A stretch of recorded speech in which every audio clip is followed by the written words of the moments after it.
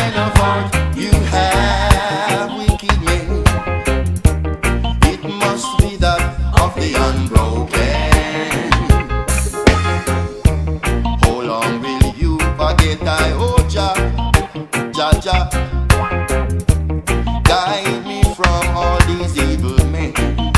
Oh Lord, how long will you hide your face from me, oh Jah? Lead me in the path of righteousness, oh Lord.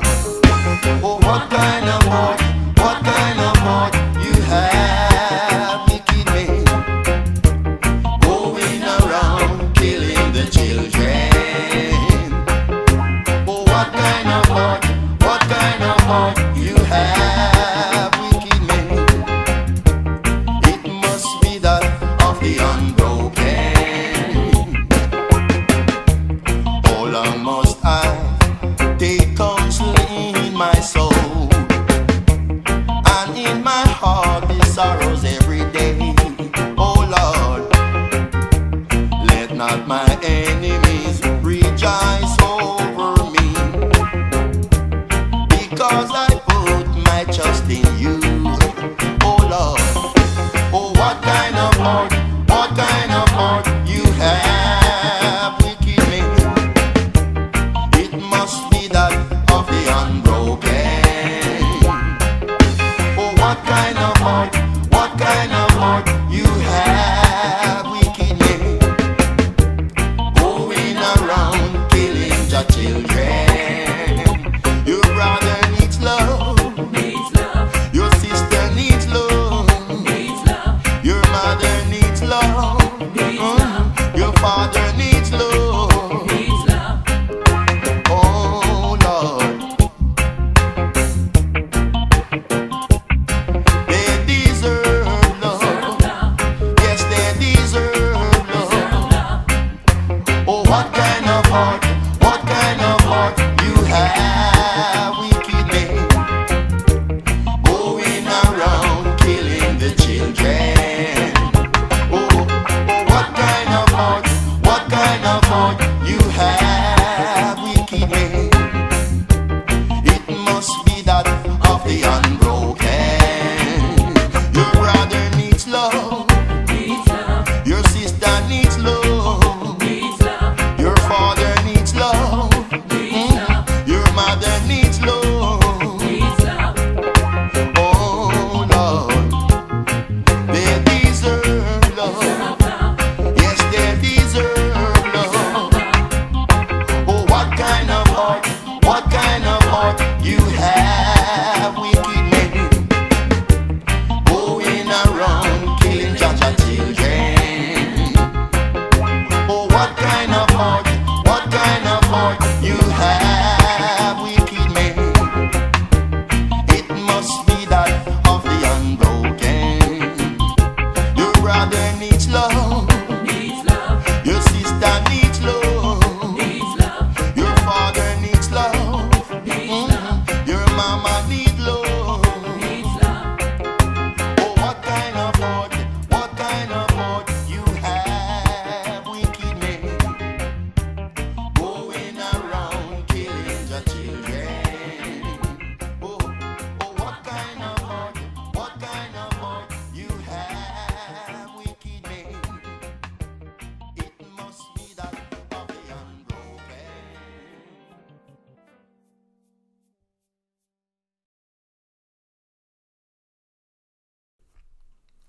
The war on children and the pretenders, lest we fall prey to hate. Let the wheat and the tares grow until the time of harvest. How we treat the sick, the infirm, and our children is the test of a society's humanity and civilization. Wars that have been taking place during the last 2 decades have been especially difficult for children, which include the ongoing wars in Gaza, the DRC, Syria, Sudan, and the frozen war in Yemen. With every new conflict, the war on children worsens. The brutality, Wanton destruction and gratuitous violence is alarming. We see the rape of not just men and women, but also of the elderly, children, and babies. Children are shot down in cold blood, sometimes bulldozed. They are denied food, water, and medicine, left to the elements in winter without shelter or warm clothing.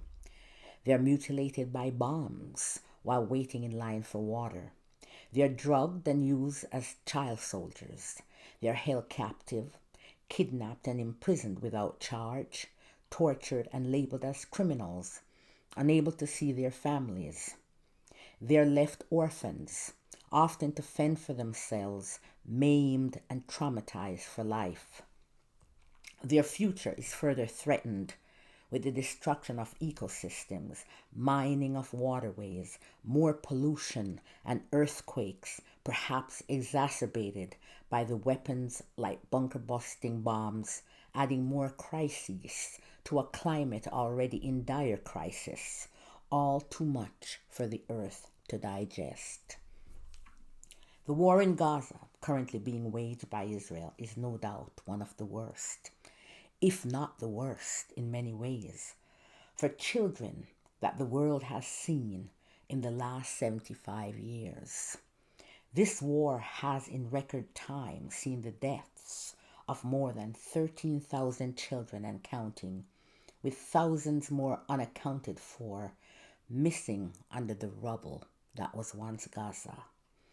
Israel, with the fourth most powerful army in the world, armed by the United States, the most powerful country in the world, has used starvation as a weapon against a population that in the best of times has had to rely on UNRWA, other UN and charity organizations, for most of its basic needs. Known as the largest open-air prison in the world, as is so accurately depicted in Joe Sacco's 2001 graphic novel, Palestine, a collection of his 9-issue comics by the same name of daily life in Gaza. It has now undoubtedly become the largest graveyard for children. In Gaza, not even babies in hospitals are spared. Many are left to die and rot on hospital beds, covered in debris of bulldozer-induced collapsed ceilings and walls, shattered glass, spent shells and shrapnel, courtesy of the so-called civilized army of the State of Israel. Parroting tiresome transparent lies, excuses and reasons, this army often invades hospitals, shoots and bulldozes the sick, the infirm, women and children, the living and the dead, and kidnap and torture courageous, unselfish medical personnel who take care of patients while enduring denial of food, water, medicine, and fuel. Weaponizing historical suffering and victimhood. Nothing and no one is off limits for the State of Israel's slaughter machine in the slaughterhouse that Gaza has become. There is no observation of any rules of war. Even the dead is killed over and over again. If this is what the most civilized army in the world does, what would a barbarian army do? The honest answer is nothing worse, more than likely much better. The only act left is to have a mass killing of every living thing in Gaza, including the grass and all the animals, all at once.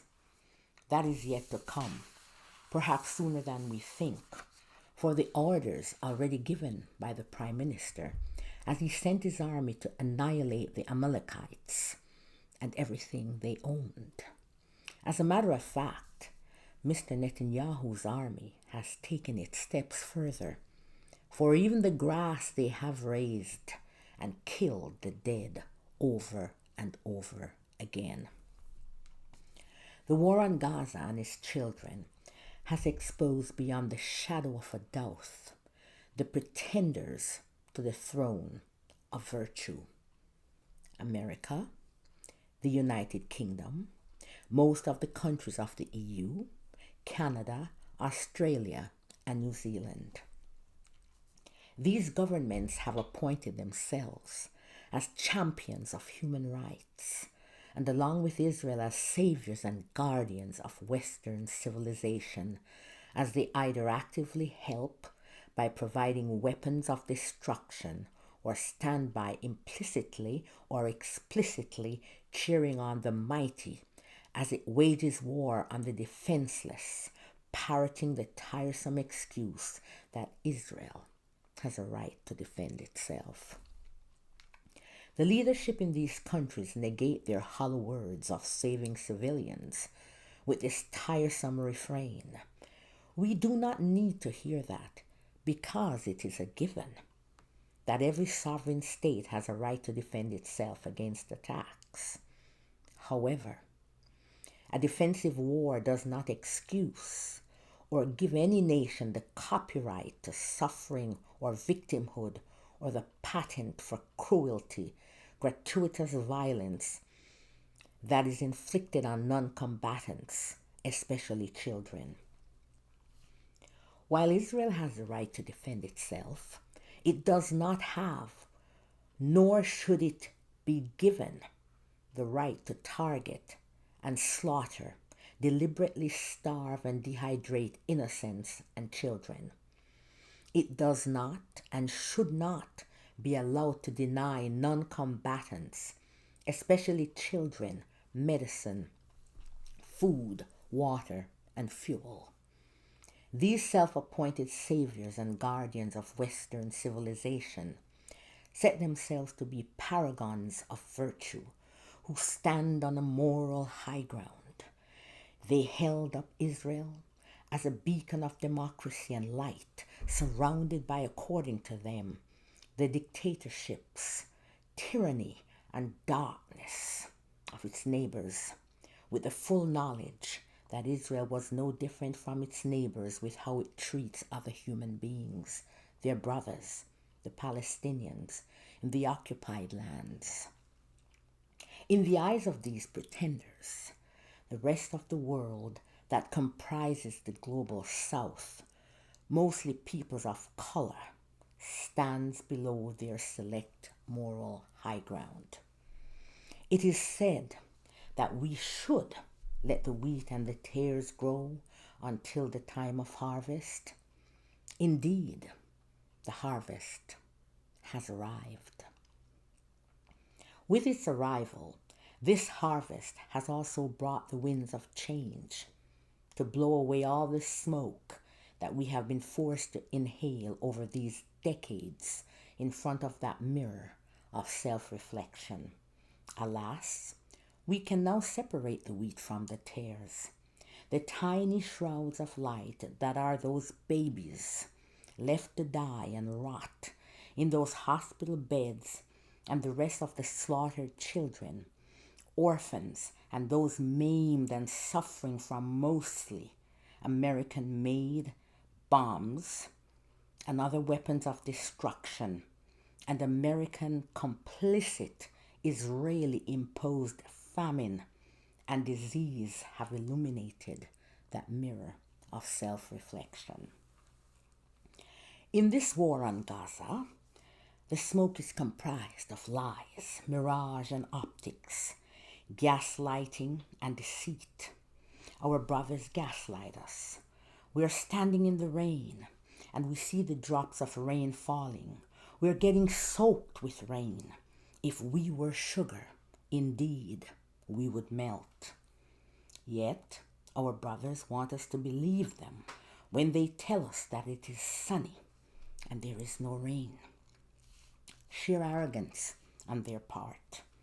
We see sheep crossing the street being shot, orchards razed, people waving white flags gunned down, thirsty and dehydrated children standing in line for water, mutilated by American bombs and other weapons. We see wanton destruction, gratuitous violence of massacres of women and children, the expulsion of the sick and the dying from hospitals, children maimed, the living and the dead bulldozed together in sadistic and psychopathic orgies. Yet we are told that what we are seeing with our own eyes is not what we are seeing. Some of these vile acts and trophies, remember now, psychopaths always take trophies, are posted on the racist propaganda, let's call it snuff channel, of the Israeli army, TikTok, and other social media platform. There is still more smoke of politricks and geopolitics, cynical games of running out the clock, crossing the already crossed T's and dotting the already dotted I's that have been crossed and dotted more times than we can recall. Promised safe passages, in reality, death traps. We see people told to seek shelter when there is no place to shelter or hide, like Miss Thomas' psychopathic puss playing hide and seek with his victims with no place to hide. These self-proclaimed paragons of virtue tell us, the little people, that geopolitics with its geopolitics is too complicated for us to understand. Indeed, they are right, because lies and tricks find many hiding places in complexity, wherein the truth lies in simplicity. There are word games, optics, fake and doctored videos, and a cacophony of spin and hollow words that belie thoughts that actions reveal. Propaganda galore. The smoke in the mirror creates a land of dystopia and the world of topsy-turvy, where left is right and right is left, up is down and down is up, in is out and out is in. We see the human animals sharing their piece of bread with starving monkeys and lions, while the self-proclaimed paragons of virtue and guardians of Western civilization lay siege to the besieged, denying even children food, water, and medicine, visiting famine, disease, and death upon them. O death, where is thy sting? O grave, where is thy victory? There is so much smoke in that mirror that we risk choking or suffocating to death. Now, many who have just awakened to this deceit by these our brothers, the self-appointed saviors and guardians of Western civilization, feel duped. We feel as if we are in a rudderless ship, a ship in a flock of sheep without a shepherd. We find that most of whom had put on the robe of virtue, claimed the moral high ground, and judged others to be bereft of morals, are themselves bereft of morals. They stand naked. Alas, the emperor has lost his clothes. When these our brothers look in the mirror of self-reflection, they will see that brother whom they judged to be standing on the low ground of their selective moral high ground. Their empathy, their thoughts and prayers and their tears are as selective as their outrage. When these pretenders to the throne of virtue, our brothers in this brotherhood of man, can callously disregard the horrific murders, the suffering, the homelessness, and the slow, agonizing deaths caused by enforced man-made starvation, dehydration, and disease of hundreds of thousands of children and babies. Surely the mantle of virtue cannot fit on their narrow shoulders, and the crown of virtue is too heavy for their heads. Alas, these pretenders are throwing stones while living in glass houses.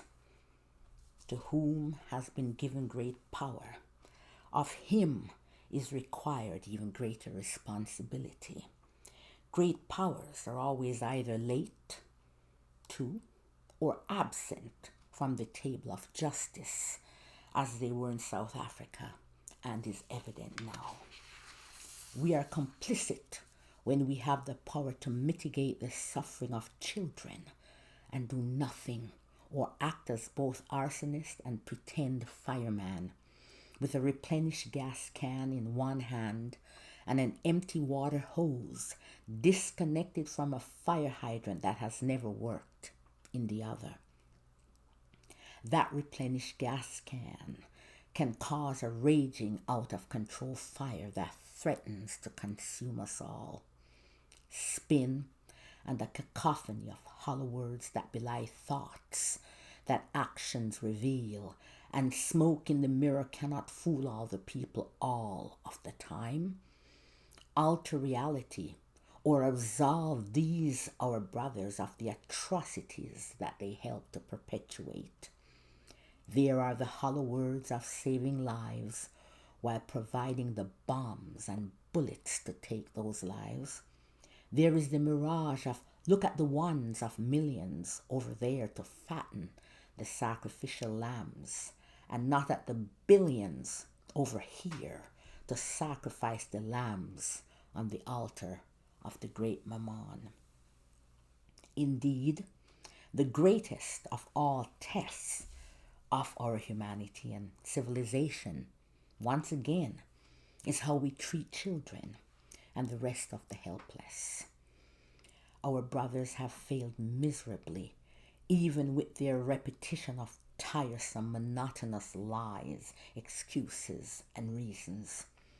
These pretenders have not a drop of empathy in their cup for the tens of thousands of children of the others and the them who have been slaughtered, and not a tear to spare for them as they do rightly and justly so for the tens and the hundreds of the us, the we.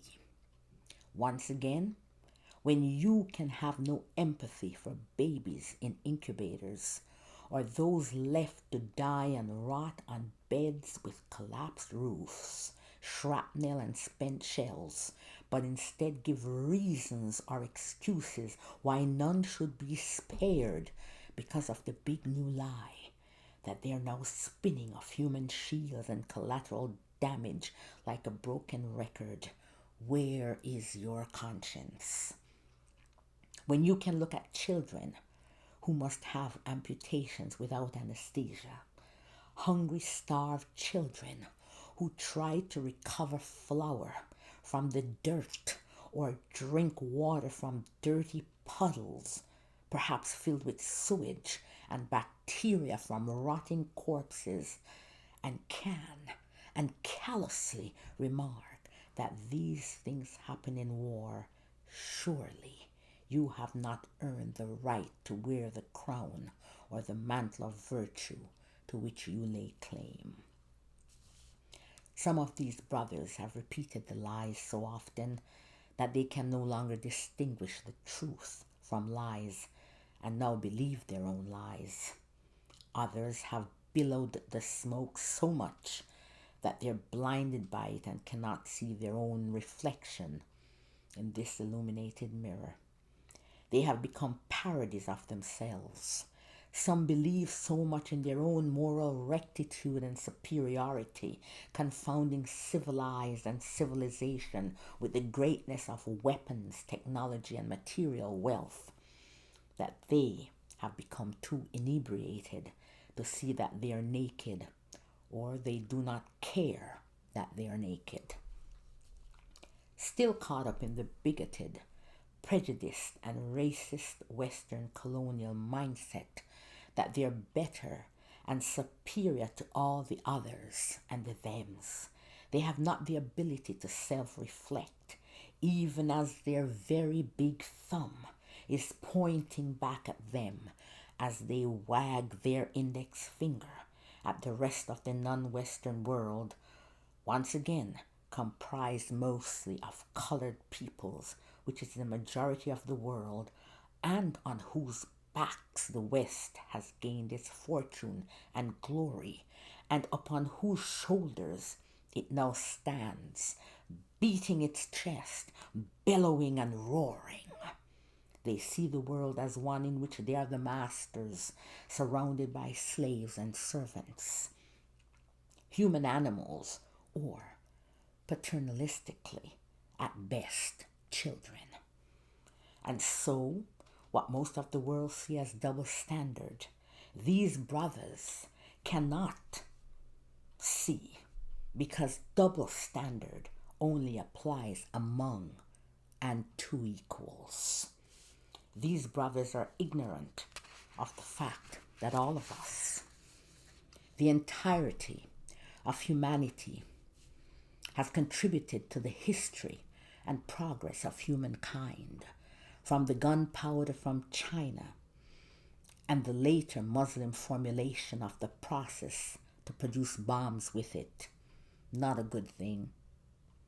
The iron technology and human slave labor from West Africa, and the myriad of food stables and their cultivars, and other knowledge of the indigenous peoples of the Americas and the islands in the Pacific Ocean, and the bright light that Islam brought to what was a Europe enveloped in darkness. The bright lights of Islam brought with it the architecture, the great gardens and chests of Persia, the very important zero in mathematics from India, the Arabic numerals to replace the cumbersome Roman numerals. Muslim scholars developed and or enhanced much in the scientific fields, including the incorporation of surgery and medicine, and many of the modern surgical instruments in use today.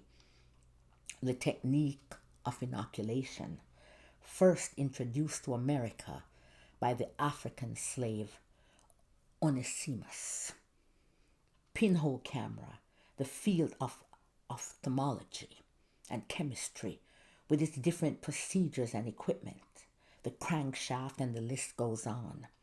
The iron technology brought to Jamaica by African slaves and stolen by Henry Court with the complicity of England, transformed England into the lone military and economic superpower for a century. That was the beginning, the foundation of the Industrial Revolution. This lack of self-reflection is a vestige of the supremacist ideology and practices that have driven colonialism. The period of Enlightenment philosophers, the theft of lands and resources and knowledge, neither accredited nor compensated, enslavement and countless genocides of indigenous peoples in the Americas and elsewhere. Unfortunately, this is the history of mankind. This is equal opportunity. It has been Western Europe's turn for the past 600 years. Eastern Europe has also had its supremacist iterations, but it is at this time the United States, Western Europe and their satellites that have attained the greatness in military and economic might. Supremacist ideology and practices are equal opportunity, and all peoples at some point in mankind's sojourn on this earth have been guilty of this to a lesser or greater extent, as this supremacism hides behind one mask or another. What these our brothers have forgotten is that history teaches us that kingdoms rise and kingdoms fall, but they do not always rise again. Every rope has an end, and no one and no society that is unjust shall go further than the end of its rope. Our brothers, these self-appointed saviors and guardians of civilization, have yet a very long way to go before they can claim to be heirs to that throne of virtue. Technological advancement does not equal civilization. Once again, technological advancement does not equal civilization. Once again, the tiny shrouds of light left to rot on those hospital beds were the light that illuminated the mirror of self-reflection and enabled the final separation of the wheat from the tares. The lack of empathy, tears, remorse, shame shown for the gut-wrenching, soul-searching plight of the babies was the final confirmation that these self-appointed saviors and guardians of Western civilization are great pretenders. In their eyes, more than 20 of the children of the them are not worth one of the us. They do not realize that there are no others and them, only the universal we. All children belong to all of us. Indeed, let the wheat and the tares grow until the time of harvest, when the winds of change have wafted away all that smoke, and the tiny shrouds of light illuminate that mirror. What and who shall our brothers see in that mirror?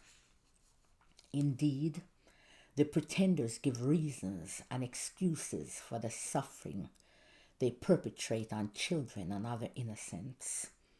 Those, the other brothers, the pretenders abhor and judge, also give reasons and excuses for the suffering they perpetrate on children and other innocents. The only difference between them is that those pretenders abhor, the pretenders abhor never pretend to be heirs to the throne of virtue or claim that they have the moral high ground. The perpetration of violence, pain, and suffering on or against the innocents has neither excuse nor reason. Violence is violence, no matter the perpetrator or the victim. Once again, there is no copyright to pain and suffering. There is no patent for brutality, cruelty, and violence. These pretenders show that we must never leave the well-being of our soul in the care of others. We must never cede our free will to them. We must not follow them or anyone blindly. Our duty is to our conscience. As previously mentioned, we must never be selective in our love, empathy, prayers, and tears.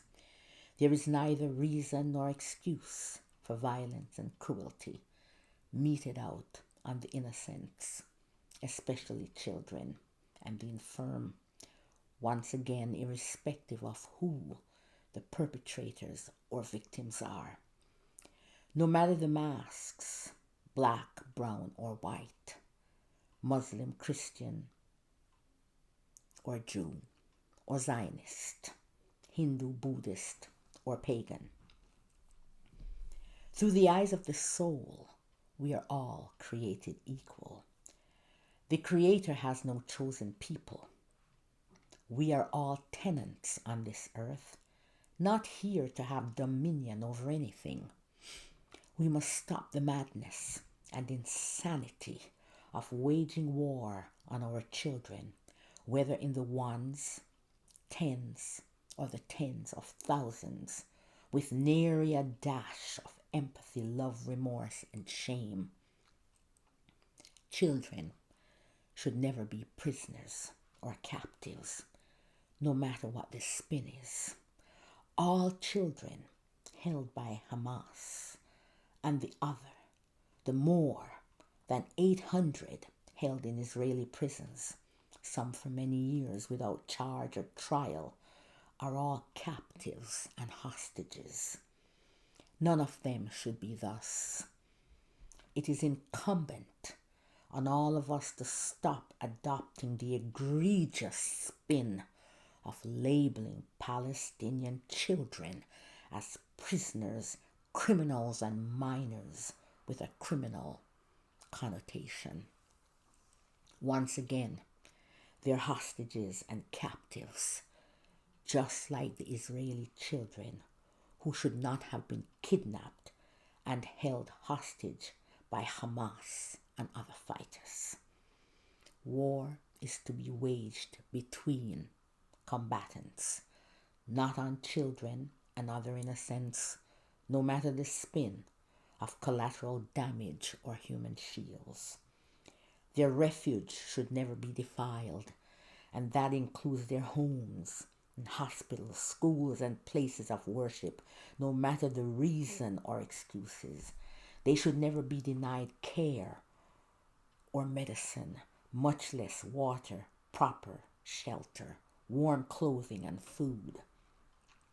It is our duty to take care of all children and to protect them, not harm them. Children are children. No child is different one from the other. All children want and love to play, no matter where they are. We can see this when we look at the children in Rafah, flying their kites, running and playing despite the hunger, the disease, the thirst, the pain, death, and destruction by American bombs, and the guns from the land, the sea, and the air. They never know if and when their kites will be mutilated along with them. Children in Israel should also be free to play without having to shelter from rockets. Once again, all children want and love to play, be they in Israel, Gaza, Sudan, West Bank, Syria, Ukraine, Russia, Yemen, or the Democratic Republic of Congo. The war on Gaza, especially, has been so brutal and over the top in its violence and depravity that we would be led to believe that we're watching a parody or the spoof to a bad C-grade movie were the innocents, especially children, not being slaughtered and having to endure immense, indescribable horror, suffering, and slow, agonizing deaths.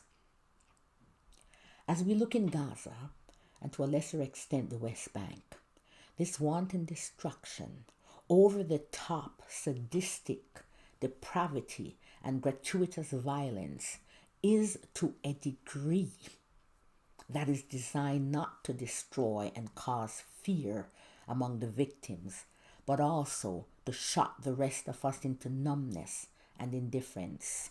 When we are fed with such an overwhelming amount of depravity, gratuitous violence, cruelty, wanton destruction, and an incredible amount of smoke in the mirror, we become numb, indifferent, and normalize actions that ought not to be normalized. Recruiting children for war, maiming children, slaughtering them in numbers never before recorded should never be normalized. Deliberately starving children, denying them medicine, water, shelter, and care should never be normalized. We must never allow barbarity to shock us into apathy and silent acquiescence. Never. That is what some of our brothers want us to do to fulfill their ignoble intents and agendas. We must never tire of being outraged without distinction, without favor or fear. Outrage must be equal opportunity, not just for some, but for all.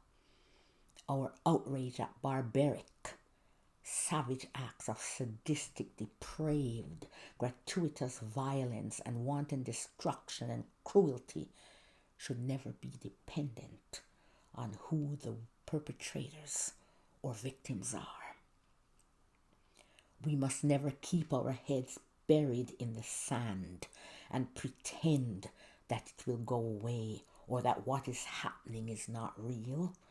We must not believe that innocents, and especially children, should be recipients of our need or lust for revenge.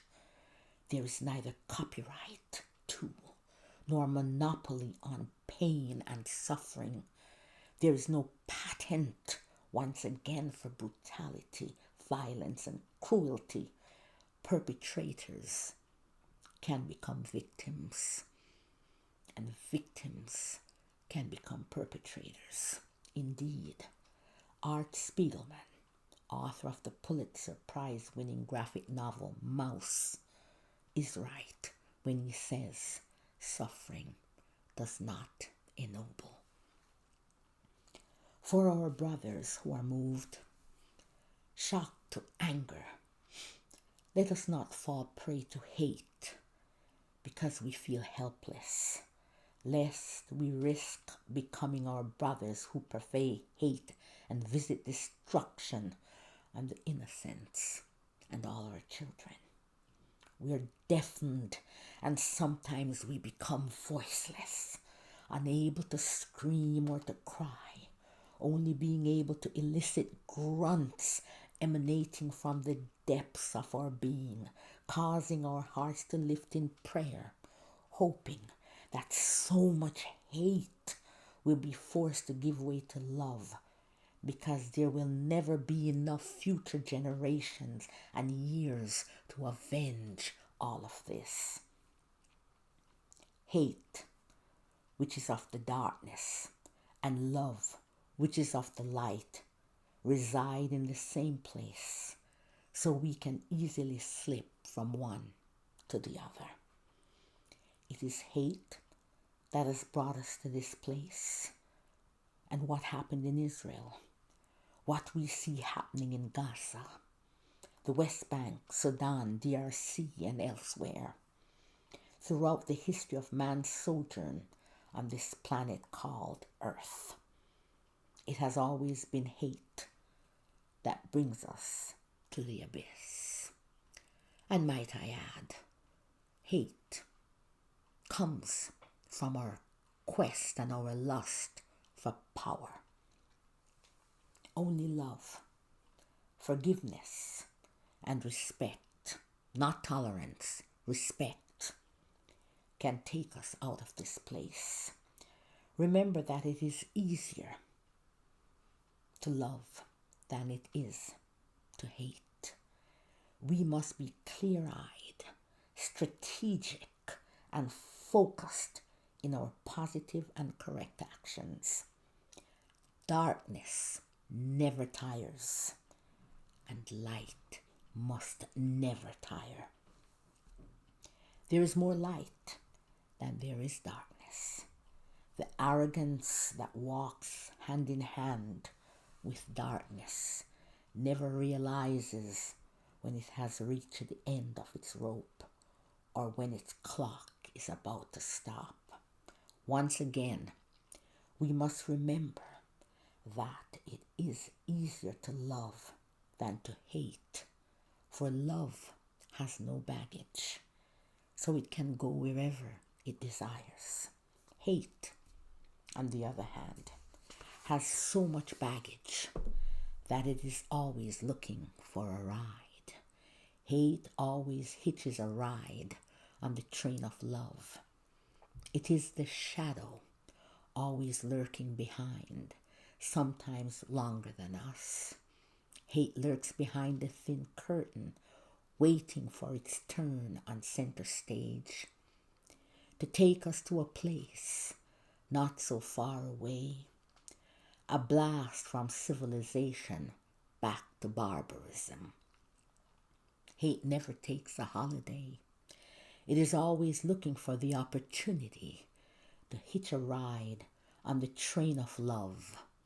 Hate inhabits the same house as love within us. May the lives of all the children lost in Israel, Gaza, and the West Bank, the Democratic Republic of Congo, Sudan, Syria, Yemen, Ukraine, and Russia, and other places of conflict on all sides not be in vain. May we stop waging war on the innocents and on all our children. May we never try to flee our conscience so that we will always do correct actions. May we learn to walk a mile in our brother's shoes so that we can see the humanity in each other. May we respect the differences in each other and know that our Creator has no chosen few. May we find comfort in the knowledge that each of us is slated for redemption and none is excluded. May we find solace in the knowledge that it is not a question of if, but one of when each of us shall return to our Father. May we know that we're just tenants on this earth and take care of each other, the earth and all the creatures that dwell thereon. May we always adhere to the divine principles of the fatherhood of God, the brotherhood of man, doing unto others as we would have them do unto us, love. May we know that which I do unto my brother, I do unto myself, for I am my brother's keeper. May the tiny shrouds of light forever illuminate our path through the dark. May peace forever reside within us and between us. One divine, universal love. This was written in January 2024, and excerpts are taken from the book A Broken Record, History on Rewind.